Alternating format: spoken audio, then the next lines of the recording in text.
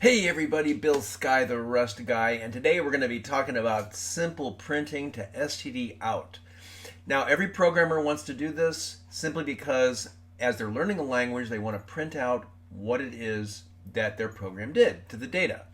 So, I shouldn't say, so Rust's print is an awful lot like fprint that you would find in C. It is very different from cout or count in C++. It's different than print line from Java, so it is different, but it's not that different. Now, when we get into keyboard input, that's when things get really different. So let's just get right to the coding, printing in Rust. Okay, so I'm going to go ahead and create a new project. Now, the way I'm going to do this on Linux today, and you can do this in Visual Studio if you'd like. You can do it on Windows, whatever you want. And I'm going to bring up Genie, and what I'm going to do is I'm just going to go and create a file. So I'm going to say file. Actually, no, I'm not going to create a file. I'm going to go to Terminal, and I'm going to change directory to my Rust folder, and I'm going to say cargo new printing 2, because I already have a printing project out there. And then I'm going to say change directory to printing 2, and I'm going to say cargo build. And it looks like it worked, so cargo run. I actually really like Cargo. Cargo is something new to me. When Rust first came out, I just used the standard Rust compiler, but Cargo is kind of nice. So let's go ahead and open up the file now.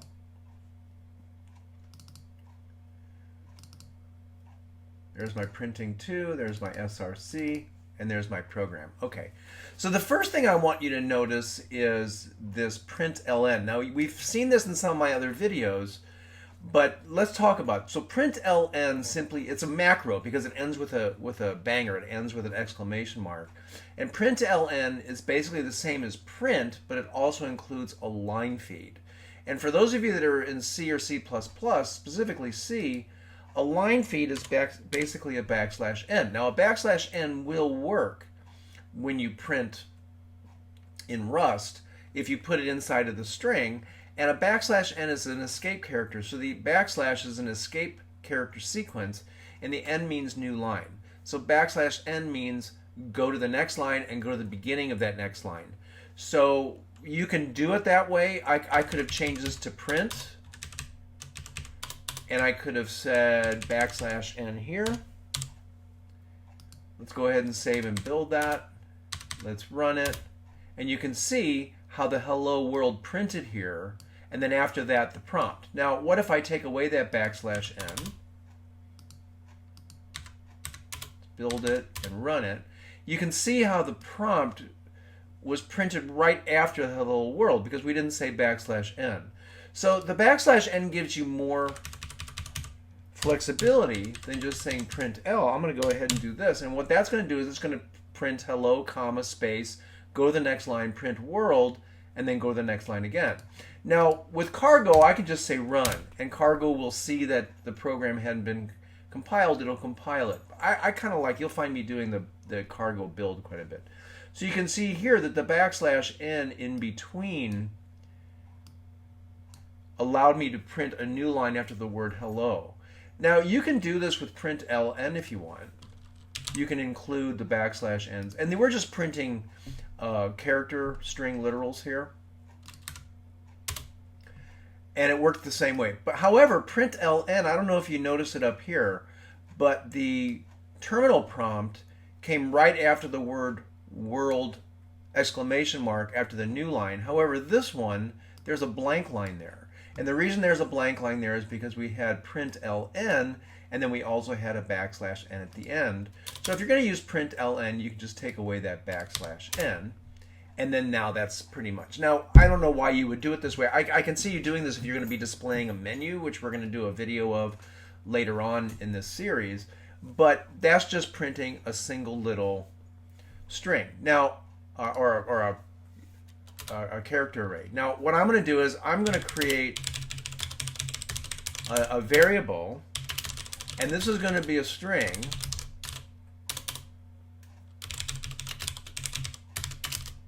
and let's just say from a var Now, we haven't talked a lot about strings yet in my videos in Rust, but what this is doing is this is saying let hello world be equal to a string, which is a vector of characters, from the char array hello world parentheses from a var. Okay?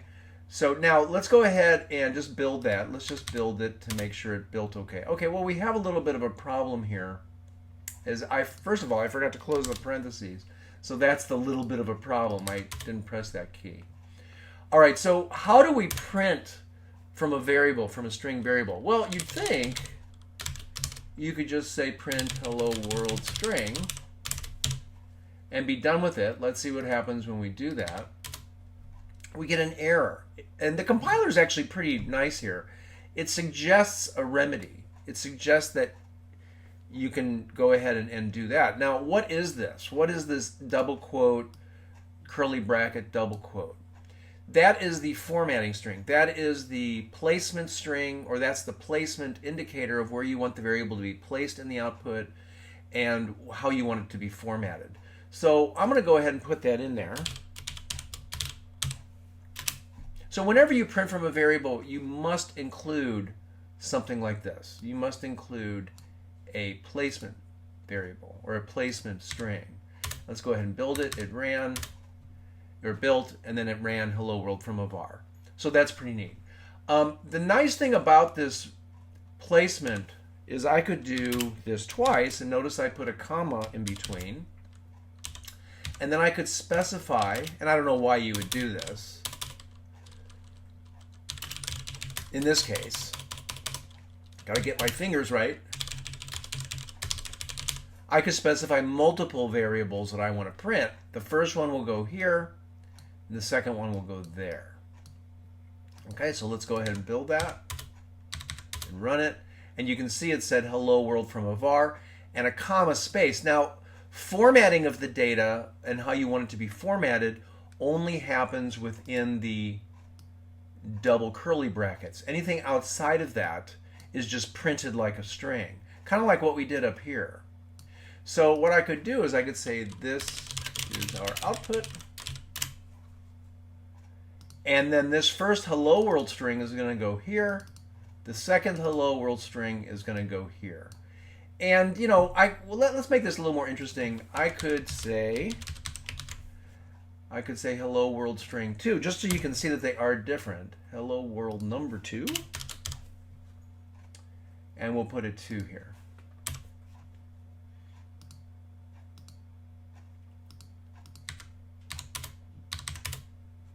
This is our output. So that printed off what was inside the double quotes, and then it printed hello world string right after it, and then it printed hello world string 2 right after that. And you can see that right here is that we have hello world number 2.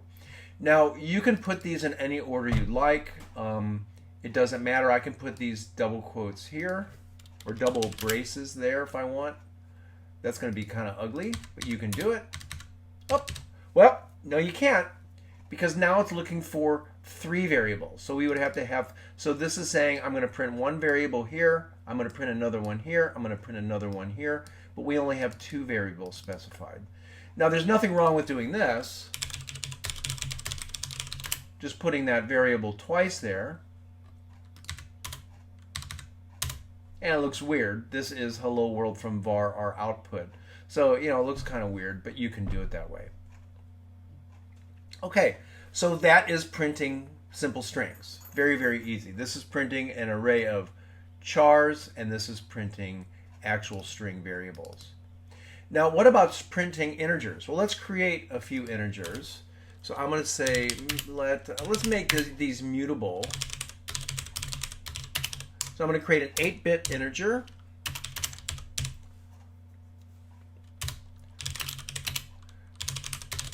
Let's create an 8-bit signed integer.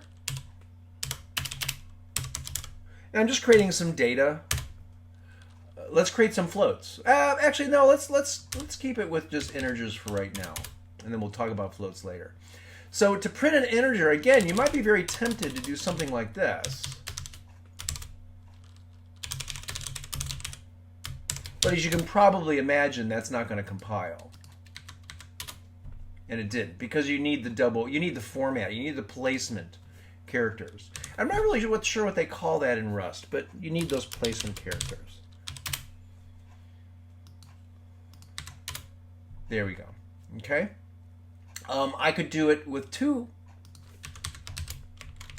placement symbols.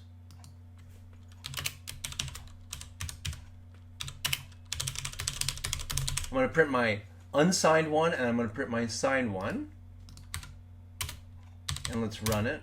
And you can see this is our first unsigned one, and this is our second print, which did this unsigned and then the signed. So it includes the sign of the number if it's negative. So that's printing that. What if we want to include some text before that? Well, I could do something like this. This is our signed. Well, that's actually, I believe that's our unsigned. Our unsigned 8-bit integer. So again, you can put some text in front of that. And so that's kind of nice. And I could also put some escape characters if I wanted to. I could put a \T for tab. That's something else that you can do. You can put all kinds of different. You can see how it tabbed over. I don't really like using tab too much, but you can actually do that. I could also print this. Let's get rid of those tabs. I could also print this as a right or left justified number with decimal points if it was a floating point, which we're going to do in just a little while. Now, the other thing that you can do in these prints is that you can specify a positional parameter. So I could say that I want the first. Now, arguments that go to print or print ln, those start at 0. So 8-bit int would go here, and that's by default, right? And then 8-bit signed int would automatically go there, or I could give them numbers. Like, let's say I wanted to have the 8-bit int go there and the 8-bit signed go there. I could do that. Now remember, the output here was the unsigned and then the signed. Let's see what happens when we run it. Now it's the unsigned, where it's the signed and then the unsigned. So you can specify parameters if you'd like.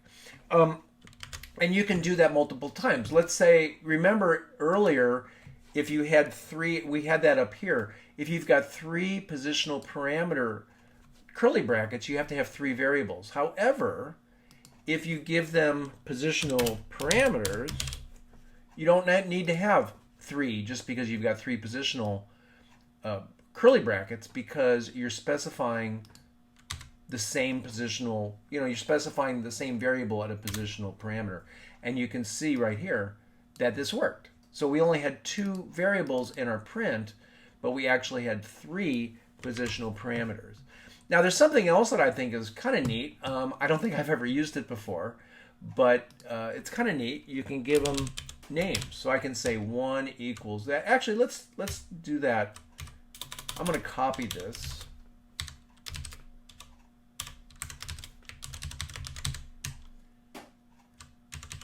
And now let's say 1 equals. Now you can name this anything.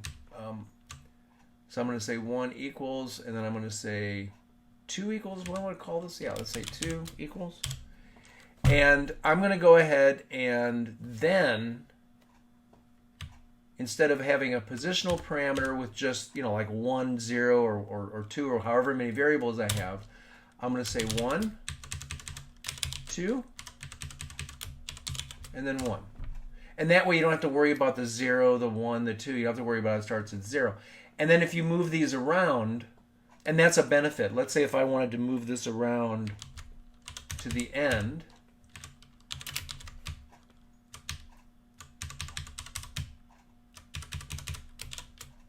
I got a little entry error there, then I don't have to worry about the position. I don't have to worry about if it's at position 0, 1, 2, 3, or whatever, because it's named.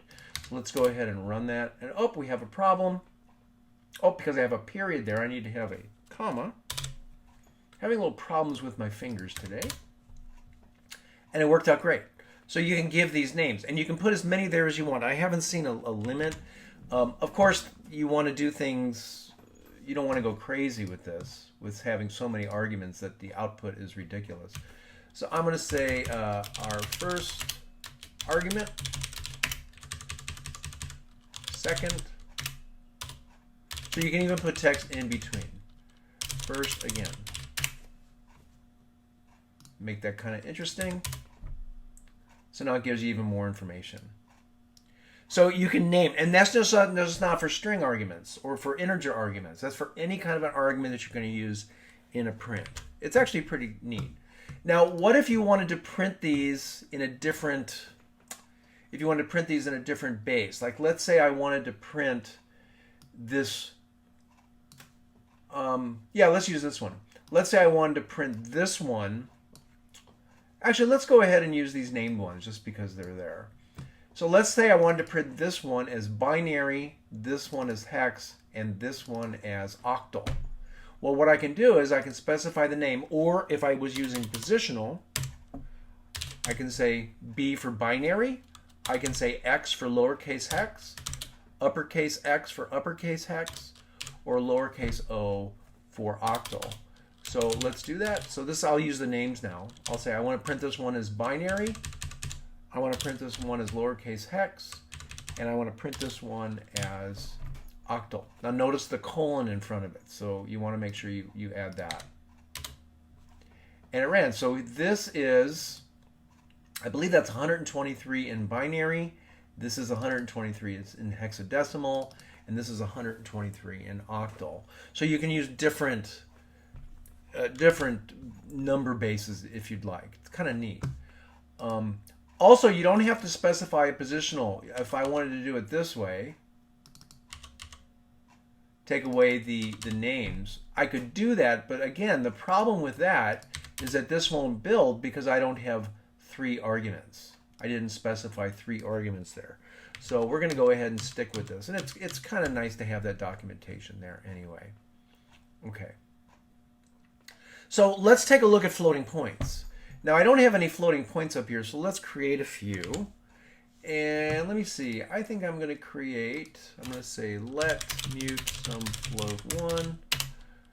That's going to be a 32-bit floating point, and that's going to be equal to 647.23454. I don't know, just some number. Let mute some float 2. It might be a good idea if you specified in the variable name what the actual size of it is. So you might want to say underscore F32, something like that. Underscore F64.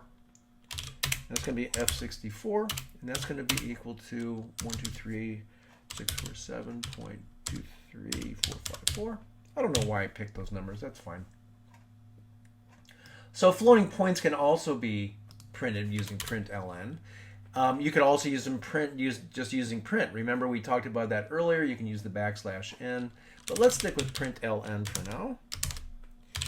And we're going to print both floating point numbers, and we're just going to do it based on position.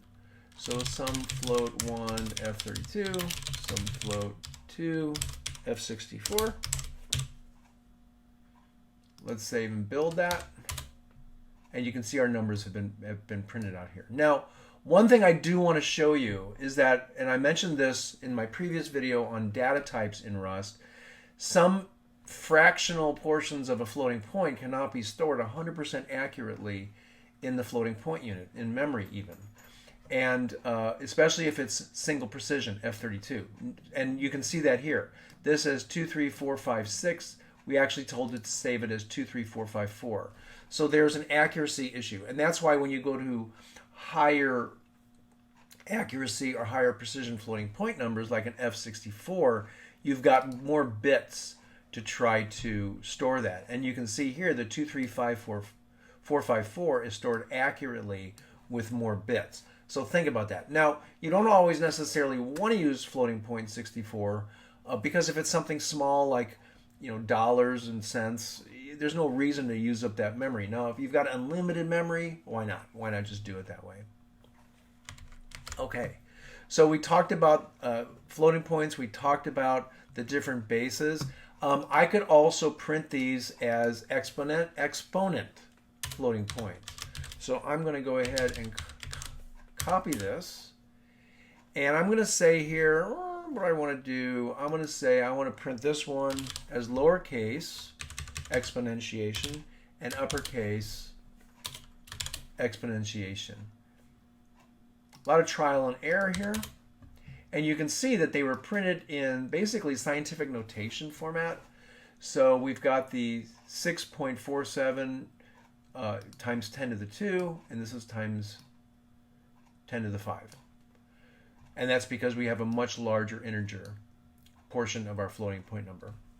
Okay, so now let's talk about the size or the accuracy of the fractional part or the width of the floating point number. Now you can do this in integer too, but without the decimal points. I'm going to print ln, and I'm going to say this float should have 3 decimal points. And I'm going to say colon, and I'm going to say I want the number to be right justified, so we use the greater than. I want it to take up a total of 10 digits in the print. So I shouldn't say 10 digits, I should say 10 spaces in the print. And I want it to have 2 decimal points, or let's say 3 decimal points.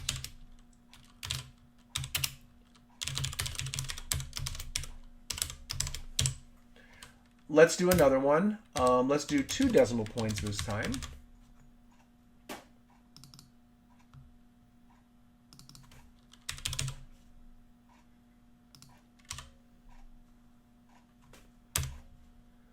And let's see what we get.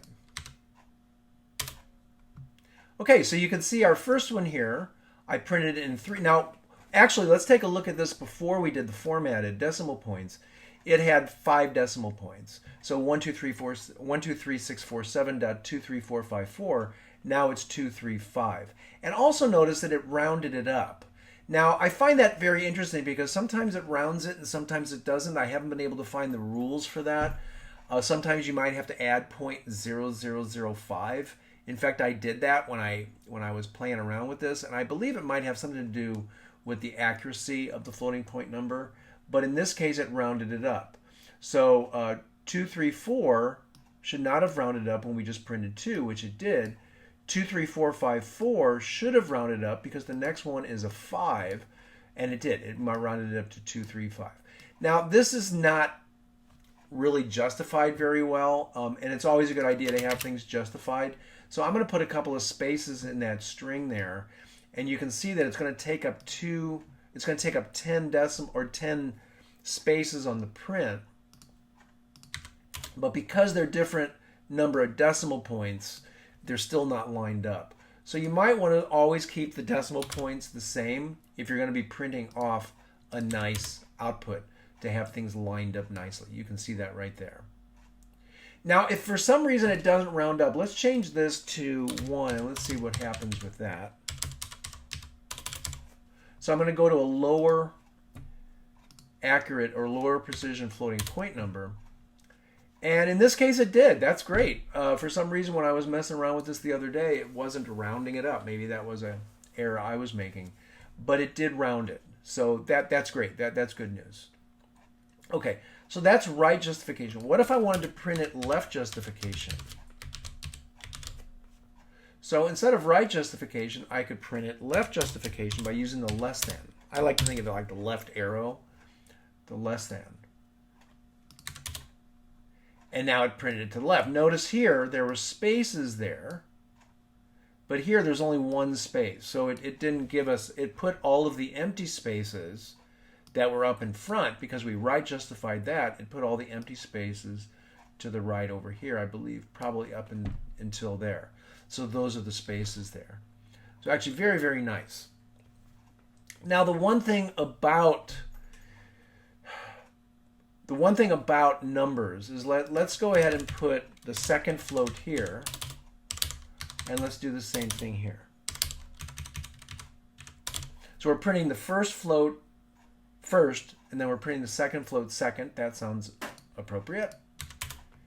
And when I run it, if you notice, even though the first float is a single precision and it's smaller than the second float, which is double precision, the numbers line up because we specified the same column width, the same width of the data, and the same number of digits, and we also specified fractional digits, and we also specified right justification. However, this one here, everything's the same as it was previously, but we're left justification, and the numbers do not line up very well. And that's really bad programming. You want the numbers to line up, especially if it's a business program, even a scientific program. Scientists want to see that decimal point lined up. So it's a good idea to do that. Now, there's also something else you can do.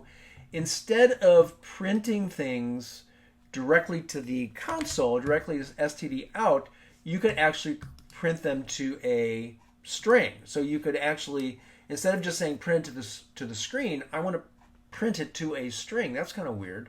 So let's go back, and I'm going to create a format string. I'm going to call let mute format string equals string. So that's going to create our format string. And then what I'm going to do is, instead of using print ln, I'm going to do this. Let's print this. Instead of saying print ln, I'm going to say format. So what this is going to do is this is going to take everything in here just like it sent it to STDOUT, and it's going to format it. It's going to format it, put it all together. It's going to convert the floating point to a string. It's going to put it all into some string. Now we're going to have a string here. So I'm going to call this, I don't know, format string. I believe that's the one I did. And let's save and build that. Make sure I've got, yep. And now this seems kind of weird. I'm just going to go ahead and now say print ln.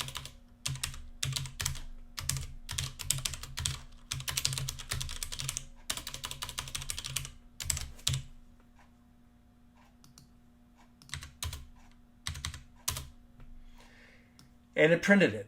So why would you do something like this? Well, let's say your program is running and you're going to be building a string to print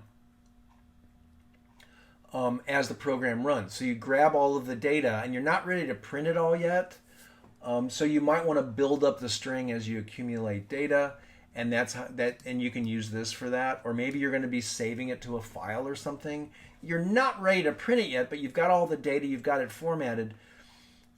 You know, you just create the string after you get all the data. I mean, it's kind of a strange little example of that, but this is one thing I like in Rust, and I'm not really sure why, but it's kind of neat that you can send things. It's kind of like the string stream or the streaming operator in C++. So you can do that. You can send things to a string using the format. Now that string has to be defined first, or you have to say, define it there. That's never a good idea to do that. Arguably, I'll get some people probably send me hate mail because of that. But it's always good to have all your variables up on top, because that's what the compiler does anyway. It puts all the variables up on top. So that's using the format. The format statement, the format macro, is that it'll take all of this data, it'll format it and stick it into a string as long as you have an assignment. Now, something I've never done before, what happens if I just do this and I don't actually assign it to something? It let me compile it, but it hasn't formatted the string. It has, but I've lost the data. So it's always a good idea to save that into a variable, otherwise it's completely useless. Okay, so the last thing I want to talk about in this video is the STDERR. STDERR is error logging data. So what we've been doing here is we've been doing things as STDOUT, standard out. Now I'm going to save and build this. Okay, and I'm going to now go to a terminal, and I'm going to go to Documents, Rust Projects,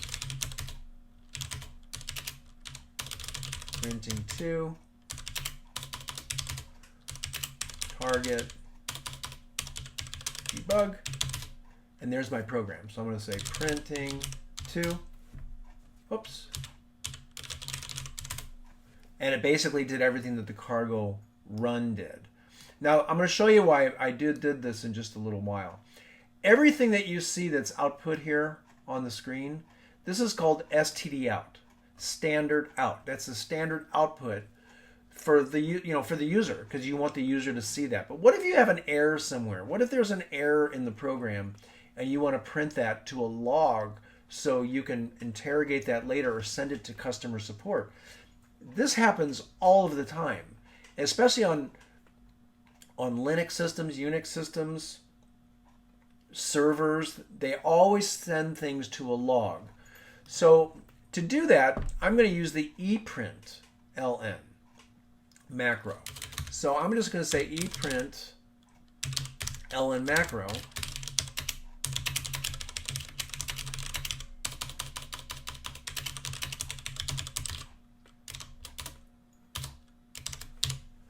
And I'm not going to, that's all I'm going to do. I'm just going to say error print ln. This is an error that just happened. I'm going to go ahead and build this. And then I'm going to run it from my terminal. And it shows up in STDERR. However, what if you don't want to see the errors? What if you don't want to see things like that? You want to send it to an error log. Well, what you do is you would run the program, and this is the same on Windows. You'd say to greater than error.log. And notice that our error went away. Our error string is no longer printed there. Where did it go? Well, I'm going to ls. We have an error log file now. I'm going to cat. In Windows, you'd say type. And there's the error. So you can have warnings, errors, things like that going to an error log. Now, if you don't want to overwrite the error log every time, let's say it's a command or it's a program that's run every hour, and you don't want to overwrite it because the first time it ran in the morning, there might have been an error. The second time there wasn't. If you just say greater than, it'll overwrite it. You just say greater than. Now the error log is getting larger. So greater than alone, to greater than will overwrite it every time, and I'll show you that. We lost our history. So this happens all of the time in mainly server operating systems. It even happens on operating systems like Windows or Mac, where there's error logs where if you have a problem with your computer, customer service might say, or the application developer might say, hey, check this file for us. And it's got errors in it. It's got logs in it. Now, you're just not going to create an error like this. You're going to have some if statements and things like that, checking things out to see why why I should print out an error. But that's what eprint ln is. So what have we talked about in this video? We've talked about print ln. We've talked about eprint. There's also an eprint ln, which is what we demonstrated. We talked about format, all with a banger at the end. And those are the most common statements that you use when you print to the screen. All right, so there you go. That's basic printing to STDOUT and STDERR. If you want to learn about that stuff, there's all kinds of stuff on the internet on that. I might even talk about it a little bit more later on. Hope to see you in our next video.